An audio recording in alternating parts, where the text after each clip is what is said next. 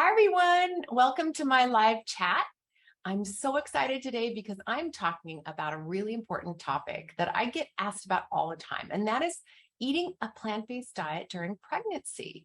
So we have an expert with us today, one of my colleagues, friends, a really great expert in plant-based nutrition, and that's Kayli Anderson. So she's going to be joining us today and talking a little bit about some of the things we can do to promote a healthy plant-based pregnancy. So I'm really excited to introduce Kayli to you today. As I said, she's a registered dietitian like myself, and I've met her along the way at many of the nutrition conferences in our plant-based world, and she's involved in so many things. But in particular, she's interested in women's health, which I love.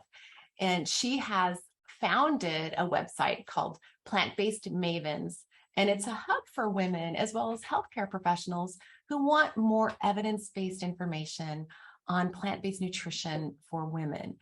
So without further ado, I want to introduce Kayli to you. Hi, Kayli. Thanks for joining us today. Hi, Sharon. Thanks for having me. It's truly an honor to talk to you. Yes, I'm so glad to have you with us today. And we can't wait to ask you a bunch of questions about plant-based pregnancies, because as I said, I get so many questions on this topic. So can you just tell us a little bit about yourself and your background and how you got involved in plant-based nutrition? Sure. Yeah, I'd be happy to. Growing up, I was always really interested in food and experimenting with food and cooking. I watched the Food Network a lot when I was younger.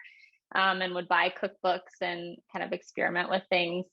And then in grad school, when I was studying nutrition, I actually had a professor who shared a lot of the kind of cornerstone plant-based nutrition research with me. So Adventist health studies and Dr. Ornish's studies. And that really opened my eyes to kind of the power of food, the true power of food. As you know, in dietetics, we learn a lot about food, but sometimes we don't learn a lot about plant-based nutrition. So that really opened my eyes, and I knew from that point that that's really what I wanted to do. So I started to kind of change my own life. And then after grad school, I started a personal chef company. And I would go into people's homes and help them kind of transition to a plant-based diet. I would cook for them, teach them how to cook, and kind of wean them off of me cooking for them. And then around that time, I also connected with the Plantrition Project and the American College of Lifestyle Medicine, and started to work for those organizations. And kind of from there, the rest is history.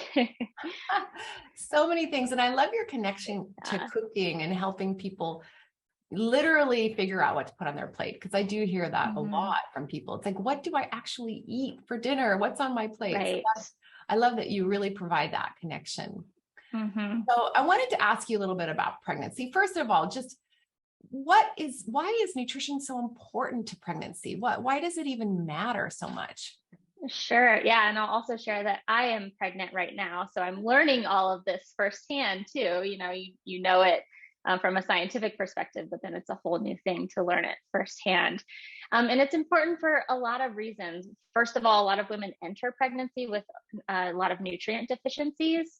So, getting what they need and learning about pregnancy nutrition is really important.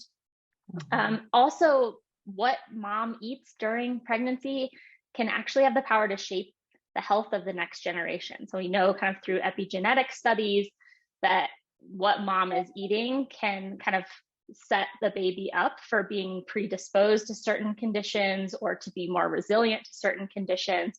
So that's really important. And then one of my favorite things is that babies' taste buds are developing in utero. So what mom is eating, they're tasting through amniotic fluid, through breast milk later on. So it's really an opportunity to not only nourish yourself, but set your baby up for a healthy life. Yeah, there's so many things and so much we're learning more of, especially with epigenetics, that even generations down what you eat can make an impact. It's so powerful. And congratulations, by the way. Thank you. You'll have to share some of your own specific pregnancy tips with us too. Yes, I definitely will. But first of all, I wanted to ask you the other question I get a lot. if it's safe to eat a plant-based diet during pregnancy, in particular, 100% plant-based, so a vegan diet. I hear this all the time. And I think there's so many women that are fearful because they want to do the best they can for their babies. So can you tell us about that? Right, absolutely. And I never fault anyone for asking that question because really, like you said, they're just trying to do the best that they can do for their baby. But yes, it is safe to eat a plant-based diet, and whether that's vegetarian or a 100% vegan plant-based diet, those can all be done. And we know that from the Academy of Nutrition and Dietetics position paper on vegetarian diets, that it is safe for all stages of the life cycle, including pregnancy and lactation. But the key, and I think you always point this out as well, is that well-planned piece that they state in that position statement. And so we do need to pay special attention to certain nutrients and make sure that we're meeting our needs. But it is safe as long as you are doing that. Yes, absolutely. There goes my dogs. They agree with what you're saying too. But yeah, absolutely. We do have that position statement that very firmly says that plant-based diets, including vegan diets, are safe during all life cycles. So, we can safely say that, but it's that well-planned piece. And that's where I think you can offer some valuable advice for us. So, that's what I actually want to ask you next, is what does that healthy plant-based diet look like? And I know you could probably speak a week on this, but just really in a nutshell, how women can plan a healthy plant-based diet. Sure. Yeah. So if we kind of use the plate model that's pretty popular and people are familiar with, you really want to think about your plate in thirds during pregnancy. So 1/3 is the fruits and vegetables, 1/3 is our starchy vegetables and whole grains, and then 1/3 is our beans, peas, soy foods, and nuts and seeds. And so normally we see half the plate being fruits and vegetables, but in this case, energy needs are going up, nutrient needs are going up. So we really want to make sure that we're meeting those. And so we kind of change the structure of the plate a little bit. So that's kind of like a big picture of what it looks like. And then supplements are certainly part of a healthy pregnancy. So when it comes to supplements, we often see kind of two sides of the story: people who are purists and want to get everything from whole foods and don't want to take supplements, and then people who have a whole regimen of supplements that they take. But in pregnancy, it is important to at least take a prenatal multivitamin and then perhaps a couple other things just to make sure that you're meeting your needs. Yeah, I love that plate method. And some people may be familiar with the plate method for, just healthy average adults, which, as you mentioned, is half fruits and vegetables, a fourth protein, a fourth starchy foods, grains. But it's nice to have that visual for pregnancy too. So the third is quite easy. It's like you have your plate and you just imagine where those categories fit. Right. So that's a really nice guideline. But I also wanted to ask you more about supplements while you mentioned that, because what are some of those nutrients of concern, and what are the supplements that you recommend would be really important for pregnancy if you're eating a 100% plant-based diet? Sure. Yeah. So definitely starting with a prenatal multivitamin. And it's, kind of across the board recommended that all women take a prenatal during pregnancy, and it is associated with better pregnancy outcomes. So there's a lot of good reason to take that advice.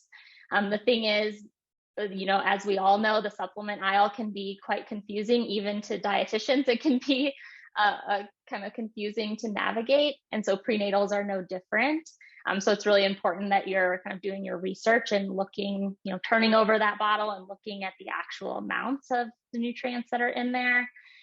Some of the ones to look for, definitely folic acid. That's really important for preventing neural tube defects. And the neural tube actually closes in the first 4 weeks after conception.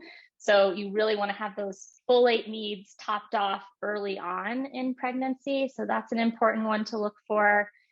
People who are fully plant-based want to make sure that you're still taking that B12 supplement. And most prenatals have B12 in them, but you might want to add a little bit extra in addition to that. And one thing to note with vitamin B12, we have the option between daily vitamin B12 supplements. There's also weekly, where you just take it once a week. In pregnancy, it's really important to take that daily supplement, because there is some evidence that baby might not be able to access mom's stores of vitamin B12, so they might need that daily intake. So those are some of the important ones to look for. And then, of course, iron as well. That's another important one to make sure that is included in the prenatal. And as you mentioned, those are things that every pregnant mother has to look for, except for B12, of course, is, more specific to plant-based diets. But that's something that all, diet patterns need to be concerned about, right? Right, exactly. Yeah. So interestingly, just a little side note, isn't it true that if you're eating a healthy plant-based diet, you're getting a lot of folic acid? I get a lot of folic acid without supplementing. So that's kind of could be, not that you shouldn't supplement. I would definitely echo your recommendations for the prenatal vitamins, but it kind of sets you up for pregnancy, because we are getting a lot of folic acid in a healthy plant-based diet, right? Right. You're absolutely right. Yeah. Most plant eaters consume more folate than other people do. And so you probably are getting enough from leafy greens and beans. But it is so important that having that supplement is good insurance. Exactly. I 100% agree with you. I am definitely on the side of caution when it comes to supplements, and making sure you're getting enough. And if a supplement can help you, and in cases like this, it's really recommended. So what about other things like calcium? What do you recommend there? Yeah, so calcium needs actually don't increase during pregnancy, because our body's so amazing, and it increases absorption of calcium. So it starts taking in more during pregnancy. But, you might have been kind of barely meeting those needs before pregnancy, or maybe even not meeting those needs before pregnancy. So it's still an important one to be aware of. A lot of prenatals do include calcium in them, so you might be getting a little bit extra that way as well, but you still want to include those calcium-rich foods every day. Yeah, things like tofu or calcium-rich plant milks, cruciferous vegetables, making sure you're getting all of that. Yeah, exactly. Are there any other nutrients of concerns that you try to go through with clients who are pregnant? Yeah, so protein is certainly an important one. And that's really because protein needs increase by 50% in pregnancy. So it's an important one to make sure you're including every day. And you hear in plant-based nutrition, a lot of people will say, well, all foods include protein. So if you're just eating plant foods, it'll be okay. But here is a time in life when you really want to focus on those concentrated plant protein sources. So every meal should include, beans, lentils, soy foods, soy milk, tofu, nuts and seeds. Getting at least one serving of those at every meal is really important. And, adding a little bit of extra. So if you make a smoothie, throw in some chia seeds or hemp seeds or walnuts in there. You can throw some tofu or beans in there, and just kind of packing your foods with those plant proteins. Yeah, I think that's really important, because people underestimate protein needs during pregnancy. And, there's this attitude among some people, oh, I'll just get enough protein. It's in everything, but you have to really strive for that when you're trying to reach that level of protein. And it literally has to be in every meal and snack. So I agree with you there. And that's a really important thing to do. Sometimes people are confused about what those concentrated sources are. And you hit the list: the nuts and seeds, the pulses, the beans, the lentils, the soy foods, the peanuts. So those are really important to fit in there. Are there any other nutrients that you try to make sure your clients get enough of? Yeah, another one is omega-3 fatty acids. And, we talk about that in kind of general plant-based nutrition quite a bit. And in pregnancy, it becomes even more important, because DHA is really important for baby's development. So normally, we kind of say that the plant sources of omega-3s are good enough if you're eating them every day and the body can convert them to the EPA and DHA types of omega-3s. But in pregnancy, there is some evidence that the ALA intake does not raise the blood levels of DHA. So baby might not be accessing that converted DHA. So DHA is really important. So that's another one that if you're not eating fish, if you're not following a pescatarian diet, for example, then you need to be taking a DHA supplement during pregnancy. And they make microalgae based supplements. Yeah. So if you look at the algae oil supplements, those are great for plant-based diets. I recommend those too. Exactly. I take one for brain health benefits myself. So yeah, on top of all those ALA sources. Right. What about, let's see, what about iodine? That's something you worry about or advise clients to be, have caution about? Right. Yeah, definitely. So, deficiencies of iodine in pregnancy can impair fetal growth and development. So it's important that we're meeting those needs. And this used to be one that really wasn't worried about because of the use of iodized salt. But now that people are more conscious about salt use and they're switching to sea salts and, Himalayan pink sea salt and things, or Himalayan salts and things like that, iodine intake is going down. And so it is one that you want to pay attention to. So places that we can get iodine on a plant-based diet are seaweeds. Seaweed iodine content in seaweed can vary quite a bit. So it's actually not recommended to rely on that as your sole iodine source in pregnancy because it can be so variable. Most prenatals do include some iodine, so you can get it that way. And then, if you're not worried too much about your salt intake, if you're not eating out a lot or eating a lot of processed foods, then cooking with a little bit of iodized salt is also an option. Yeah, I think that's one easy way is to just make sure that your salt shaker has iodized salt in it. But yeah, those are all a lot of different suggestions. So that's important. And I appreciate you going over that. What about zinc? Is that something that you also help clients with getting enough of? Yeah. So, that one's usually needs go up just a little bit in pregnancy. But we flag that one because plant-based diets, they're made plant eaters, I guess, tend to need more zinc just because of the bioavailability. So making sure that you're, first line, including those zinc-rich foods, whole grains, wheat germ is a good source of zinc. And then beyond that, a lot of prenatal multivitamins, again, contain some zinc. So you're probably covering your bases that way too. Yeah. And then what about vitamin D?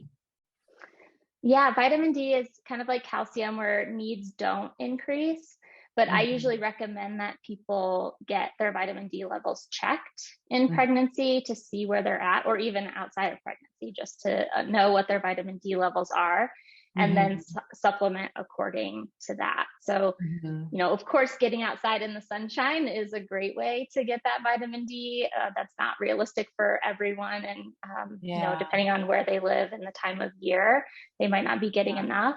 But, kind of supplementing according to, what your test results say. Yeah. Yeah. Okay. So I'm going to ask you one more, and that's about choline. What would you advise with those? I think we've gone through all the nutrients by then. Yeah, there's a lot to think about for sure.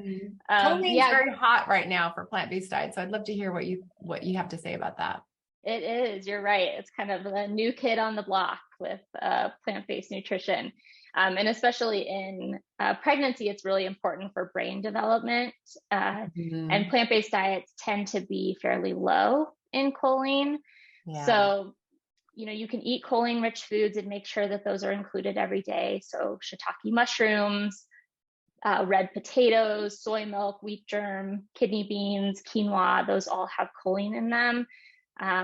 If during pregnancy, because it's so important, it might be a good idea to supplement for a little bit of choline. Most prenatals don't include choline right now. So even supplementing for about half of the recommendation. So that would be about 225 milligrams. Mhm. Might be a good idea during pregnancy, but there aren't any official recommendations on that one yet. Yeah. Yeah. That's kind of what I advise too. Just as kind Mm-hmm. of insurance. I feel like we don't know enough quite yet, but just to kind of Right. help meet that gap, because I actually have a blog on choline on my blog, and people, it's one of my most popular blogs because people are looking for Really? information.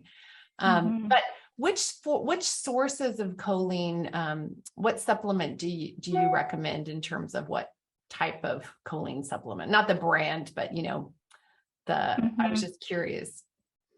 Yeah, I don't know. I know the brand. I can say the brand that I have. I think it's Nested Naturals is the one that Okay. I have. I'm forgetting what the source is. Yeah, because It's I a know there's vegan like, source. yeah, because that's one of Mm-hmm. the things is that Mm-hmm. sure, lots of people who are out there looking for plant-based diets, you're looking for the plant-based version. For Mm-hmm. example, the vegan version of vitamin D, or like even Mm-hmm. the vegan version of the prenatal vitamin. And so choline, Right. that's one thing that people are interested in looking for, is the vegan version, the Mm-hmm. source, but of course, you can find that on the labeling of many brands. So that kind of Right. steers you in the right direction. So, Mm-hmm. okay. Well, I think we hit all the nutrients. We geeked out there for a little while. Yeah.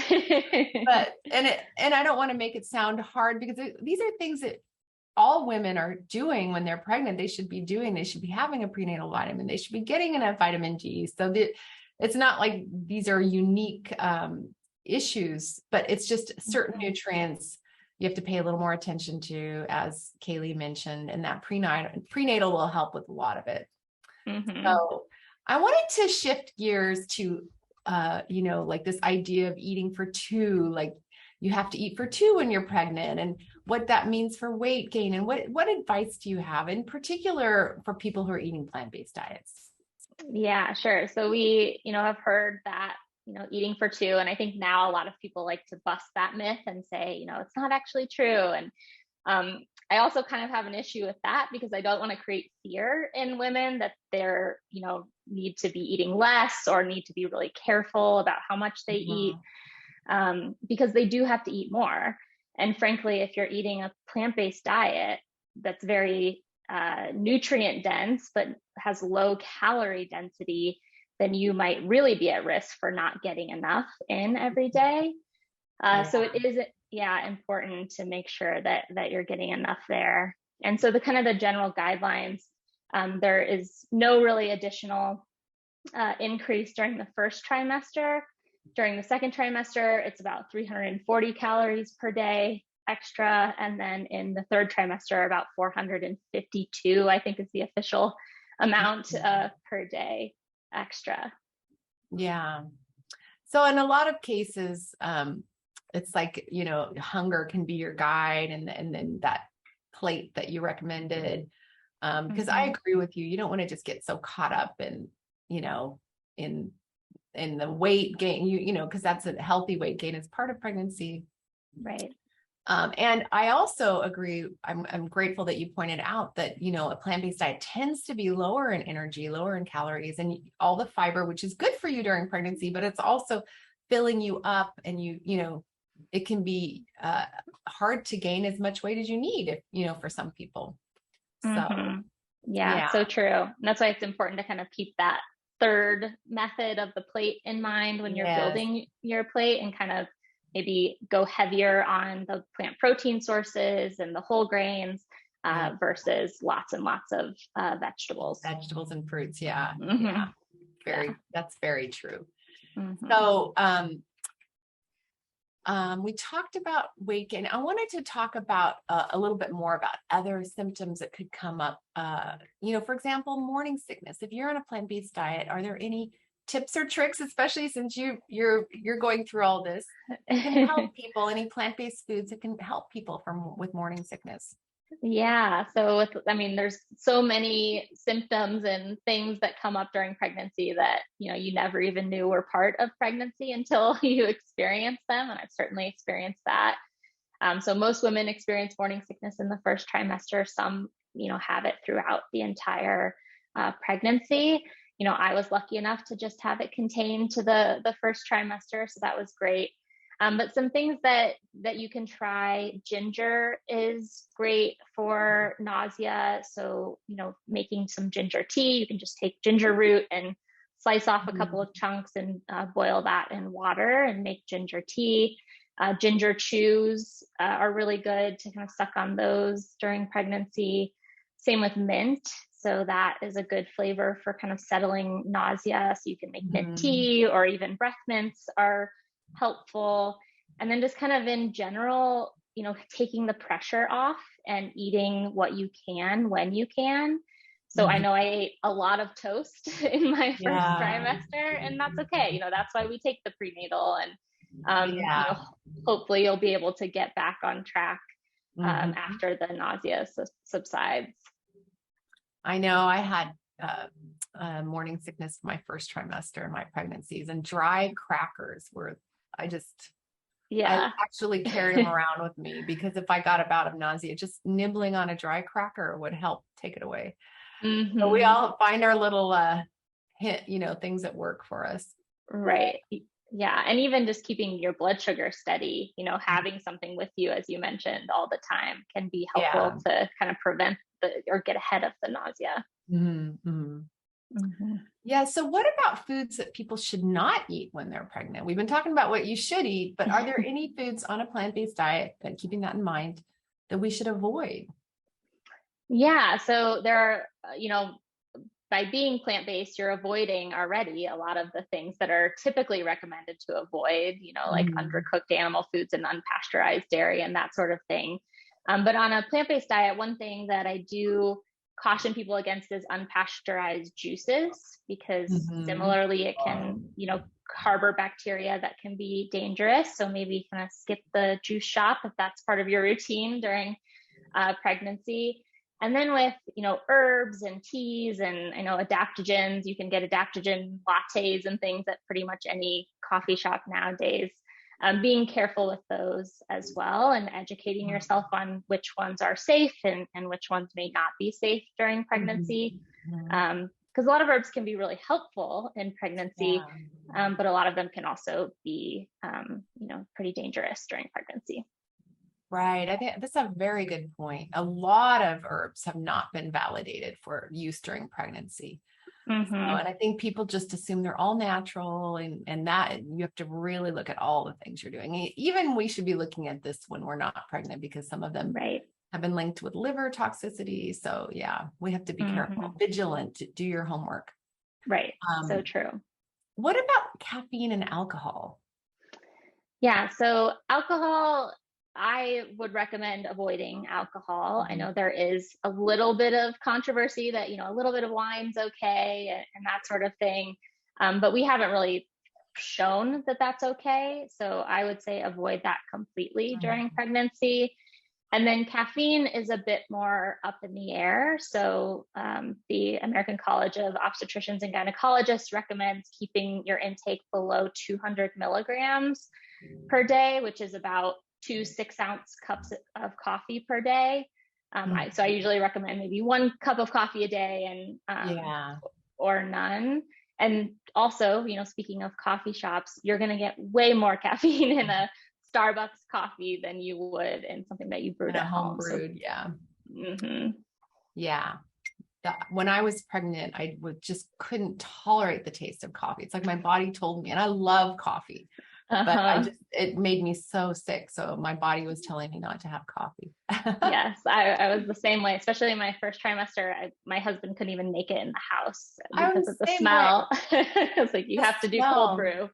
Yeah. It's amazing, our bodies. When I was pregnant, not only coffee would nausea me, but any chemical smell, perfume soaps, house cleaning supplies, anything that had a smell just would make me sick. And those are the things that probably we should be avoiding, right?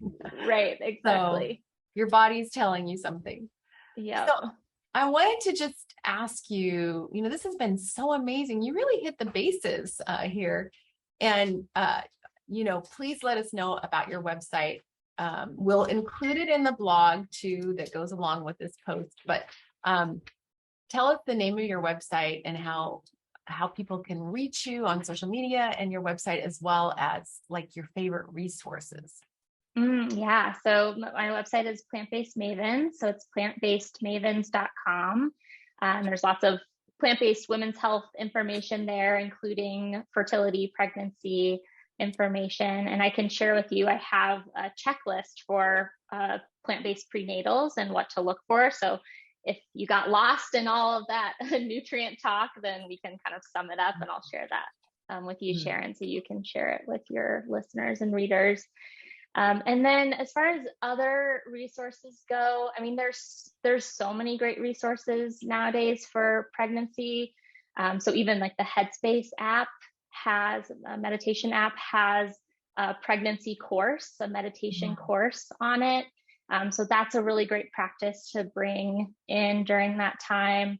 There's a great website called Evidence-Based Birth, and you can pretty much look up any topic, whether it's dates for inducing labor or whatever it might be, herbs, and it will kind of show you all the evidence on that particular topic.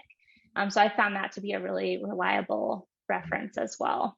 Yeah, great. And we are going to share in the blog that goes along with this live chat. You'll see it in the comment in the notes about this live chat. You will find the link to the blog with all of our notes about this chat, all of the resources that Kayli's talking about, and she's going to share one of her favorite pregnancy recipes, a plant-based pregnancy recipe with us. So definitely check out that link in the notes of this live chat, and you can get all of these resources. I'll also have a transcript of this interview in case you don't want to take notes for everything. But I just wanted to thank you so much, Kayli. I learned so much about pregnancy, and you just really hit all the bases, and it's super helpful. And I think it's really important for women to know they can have a very healthy, safe pregnancy. And also, what are some of the benefits, Kayli, of eating plant-based during your pregnancy? I didn't even ask you that. Right. Yeah, there are a lot of benefits for eating plant-based or eating plant-based foods during pregnancy. And a lot of them, revolve around less complications, less risk of a lot of the pregnancy related conditions that we see, like gestational diabetes, healthier outcomes for your baby as well. And then remembering that you are setting up your baby for food preferences and kind of their susceptibility for disease, which is a really wonderful kind of first gift to give your child. Yeah. So you don't have to just worry about all the safety. You can actually think about the benefits too. As long as you're, planning well. It's not impossible to do. Women are doing it every day. You're doing it. So you can feel confident. And they, we'll also include Kayli's social media channels and all that stuff. So you can follow her and reach out to her if you need to as well. But thank you so much, Kayli. This is amazing. And please make sure to check out the notes, and you can get all that information on the blog. Thanks for joining me, everyone. Thank you, Kayli. Bye. Thank you.